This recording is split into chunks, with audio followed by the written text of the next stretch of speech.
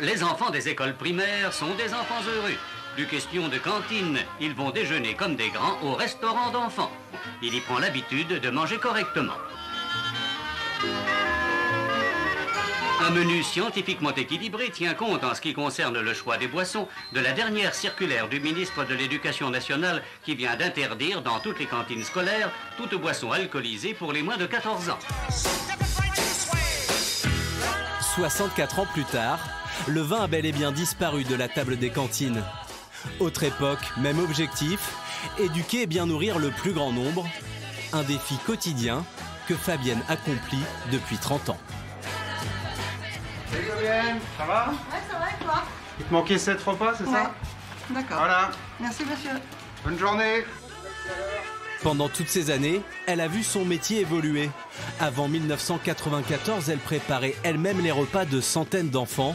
Désormais, elle doit se contenter de réchauffer les plats de la cuisine centrale.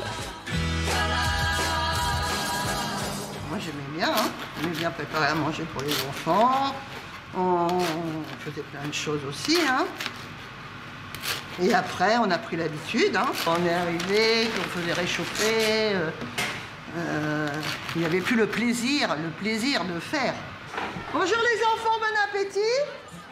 Éloignée des fourneaux, elle a pu se rapprocher un peu plus des enfants. Et ici, Fabienne est en quelque sorte une deuxième maman. Mange ta soupe, allez. Bah, ma petite boucle d'or, ça, elle aime pas. Vous en mettez un peu quand même. Bah, je lui dis comme ça, il faut que tu manges. Il faut que tu goûtes. Mais la complicité ne suffit pas toujours. Moi,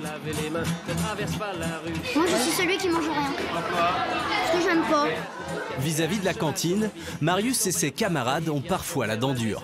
Moi, je préfère celui de ma mère. Ça n'a pas de goût. C'est un goût juste de verre. Moi, je trouve qu'ils ont un goût de carton. On va dire. Carton polystyrène. Non, j'aime pas. Et la viande, elle est bizarre. Et puis, ils mettent le gras et tout. Ça fait plutôt industriel, en fait. C'est pas vraiment bio. C'est les ingrédients de base qui sont bio, mais après, c'est un peu transformé en industriel.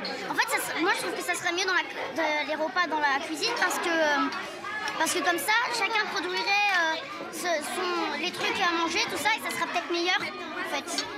Alors que la cuisine centrale, c'est pas vraiment super.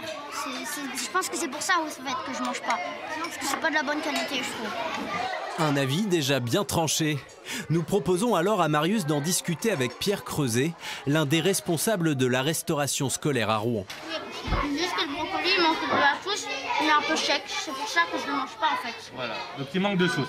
Alors ça, on va le dire à Dominique Maupin, qui est directeur de la cuisine centrale, d'accord?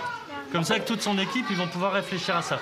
Voilà, il y a une grosse marge de progression, mais j'ai tendance à dire que la bienveillance éducative est meilleure qu'avant, et donc ça doit permettre logiquement une meilleure prise de repas. Est-ce que vous avez une technique secrète pour les faire manger quand ils bloquent?